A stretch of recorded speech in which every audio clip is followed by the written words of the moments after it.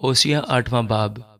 ترہی اپنے منہ سے لگا، وہ عقاب کی طرح خداوند کے گھر پر ٹوٹ پڑا ہے، کیونکہ انہوں نے میرے عہد سے تجاوز کیا اور میری شریعت کے خلاف چلے۔ وہ مجھے یوں پکارتے ہیں کہ اے ہمارے خدا، ہم بنی اسرائیل تجھے پہچانتے ہیں۔ اسرائیل نے بھلائی کو ترک کر دیا، دشمن اس کا پیچھا کریں گے۔ انہوں نے بادشاہ مقرر کیے پر میری طرف سے نہیں۔ انہوں نے عمرہ کو ٹھہرایا اور میں نے ان کو نہ جانا۔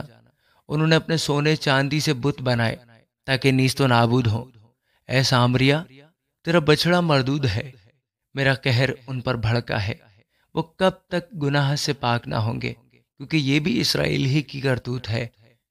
کاریگر نے اس کو بنایا ہے، وہ خدا نہیں۔ سامریا کا بچڑا یقیناً ٹکڑے ٹکڑے کیا جائے گا۔ بے شک انہوں نے ہوا بوئی، وہ گرد باد کاٹیں گے، نہ اس میں ڈنٹل نکلے گا، نہ اس کی بالوں سے غلہ پیدا ہوگا۔ اگر پیدا ہو بھی تو اجنبی اسے چٹ کر جائیں گے۔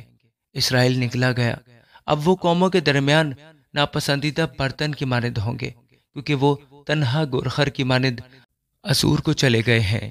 افرائیم نے اجرت پر یار بلائے، اگرچہ انہوں نے قوموں کو اجرت دی ہے تو بھی اب میں ان کو جمع کروں گا، اور وہ بادشاہ و عمرہ کے بوجھ سے غمگین ہوں گے۔ چونکہ افرائیم نے گنہگاری کے لیے بہت سی قربان گاہیں بنائیں، اس لیے وہ قربان گاہیں اس کے گنہگاری کا باعث ہوئیں۔ اگرچہ میں نے اپنی شریعت کے احکام کو ان کے لیے ہزارہ بار لکھا، پر وہ ان کو اجنبی خیال کرتے ہیں۔